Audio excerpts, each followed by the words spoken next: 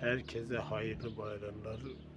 Hepsinin bayramını kutluyorum. Bir şeye değinmek zorundayım. Bakın, bu ekmeği çöpe atmışlar, yememişler.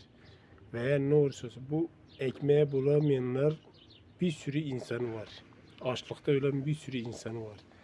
Ya bu heder edeceğinize bu ekmeği bir fakir garibana verseniz bakın ne kadar güzel olur. Siz bu ekmeği çöpe atıyorsunuz. Hiç Allah'tan korkmuyor musunuz? Tamam, ekmek senin olabilir ama biraz da saygı duymak lazım.